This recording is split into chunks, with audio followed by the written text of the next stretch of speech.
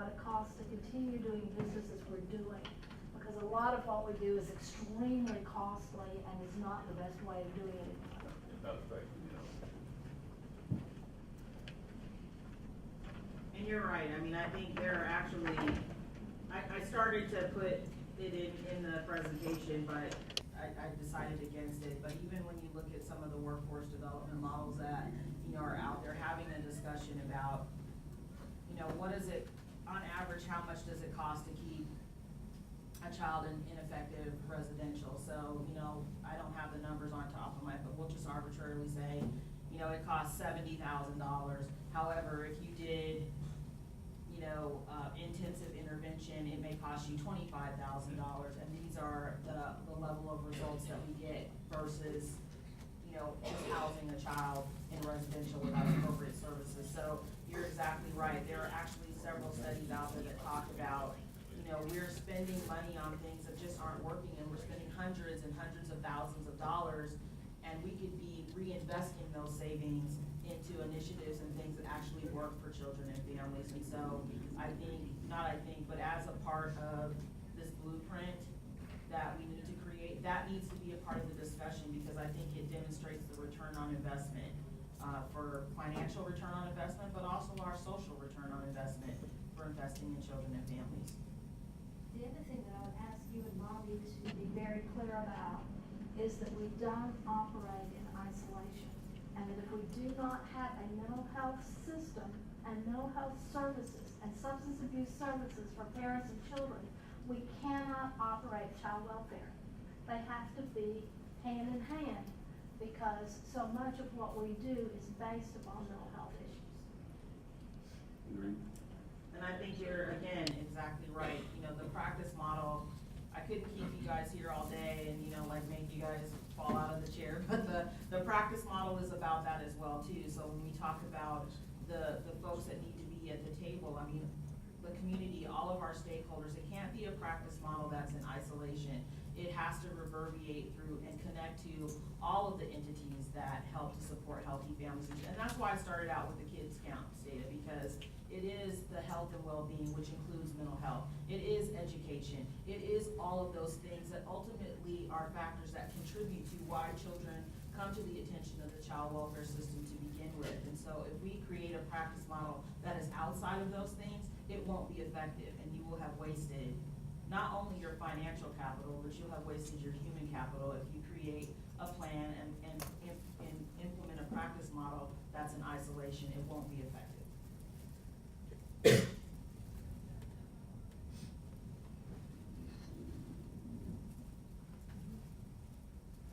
Thank you, Ginger. Appreciate it.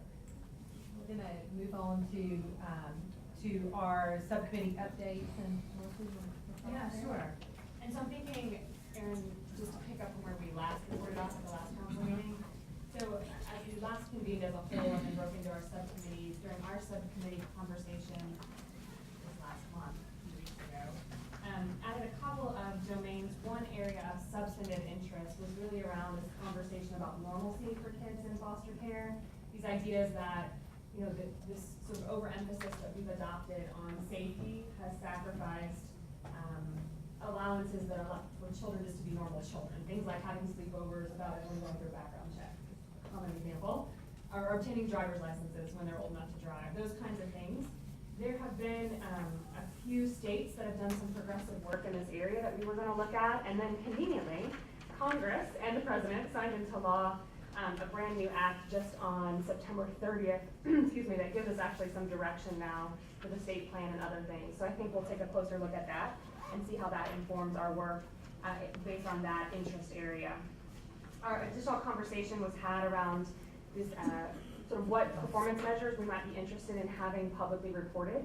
And we talked specifically about a couple of fatality measures that the federal government's looking at fatalities post-reunification and fatalities post-family preservation.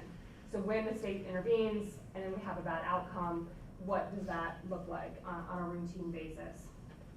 And then we've talked about a lot in this full body and in our subcommittees about caseload and workload standards, and certainly defer to Donna's subcommittee about that, but continue to have conversations about how that undergirds all of this work and any of our policy recommendations and practice change recommendations, that we need the human capital to do that. And then exploring based on the invitation at the last committee council meeting about having a technology wish list and what that would look like. And so we had some good conversation about mobile technologies for the field, about looking at a couple of other states and some innovation in that area.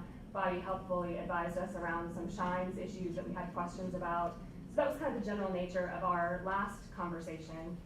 We met again as a subcommittee on October 1st and really dedicated our time to hearing from Andy Barclay about his predictive analytics model and learned a lot.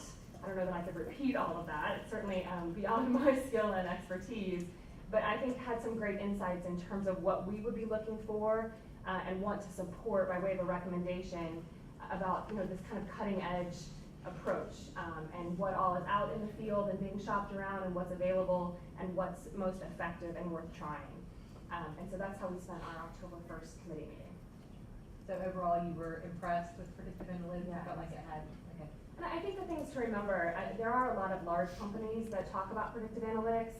I think what you have to get comfortable with is that given the nature of the analytic part of this, that it has to be pretty flexible, that it has to be updated all the time, because once you figure out what the algorithm is, and you focus on that, then a piece of that will change because it's been studied and looked at and examined and fixed. And so it's the kind of thing that's continually evolving, and I think we need to get comfortable with that idea of flexibility, that it's not just to take it off the shelf, plug it in, and always have the result that you're looking for. So that was one thing that we talked a lot about. But are there states that have used that effectively? I think that's a To great keep it question. safe? I mean, at the end of the day, you really want to use that to prioritize and triage and to deal with the most serious cases, and at the end of the day, to keep it safe. Are there states that have done that? So in my own research and in my understanding from Andy, the states that are doing this, they've been, and the companies that are promoting their products, have been asked to show, is this effective? What are your outcomes? And that they really have fallen kind of quite short of that. That instead what they put together are assemblages of risk factors, things that we already know from research would be indicative of a higher likelihood of abuse or neglect occurring, but not actually get us to that place of prediction. Slightly a different thing. And so I think that that's where we are in the evolution of this. I'd ask my folks to chime in if I'm missing anything. So I think we're still there. I mean, and it sounds like, and I know he's talking with the governor's office specifically.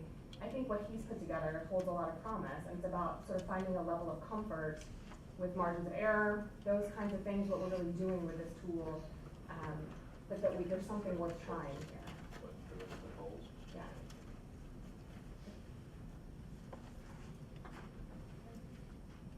Donna, you would have forgotten something. Sure.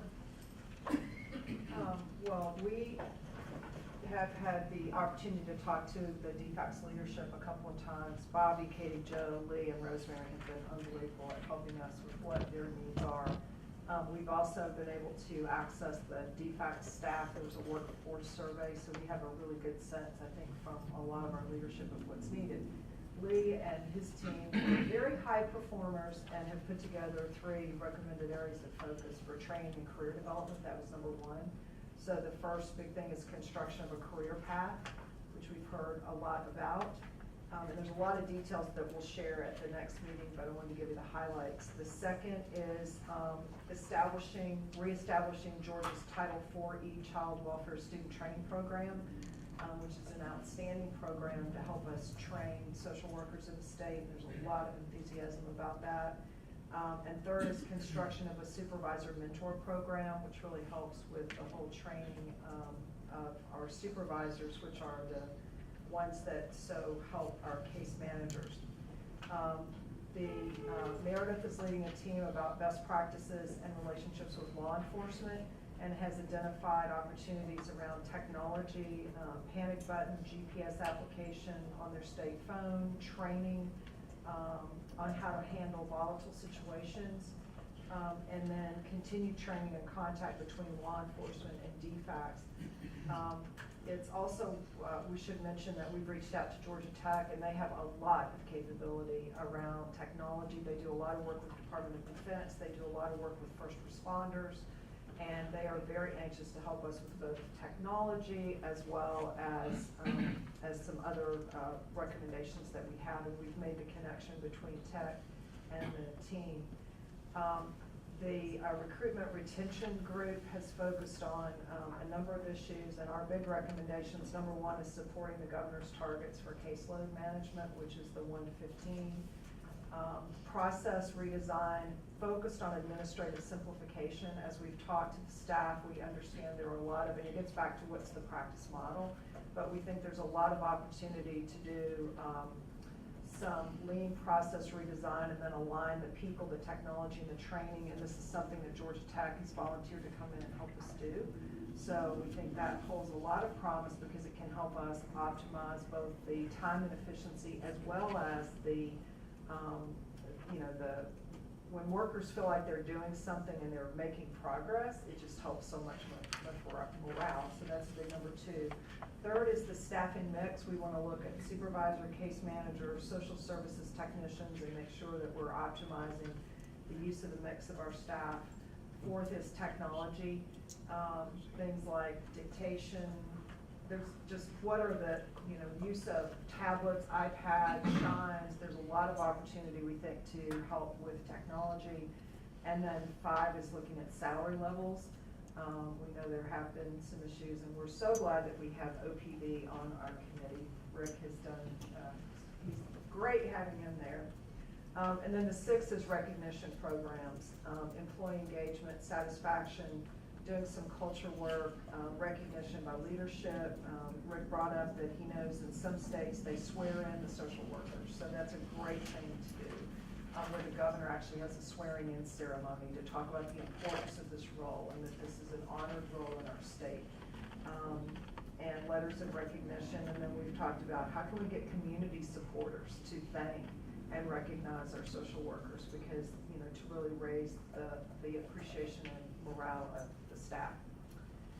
So those are we have a great subcommittee. I'm so grateful to everyone, and people have really been working hard looking at where we can move forward with the recommendations that are going to support Bobby and Kate, Joe, and the team in their work.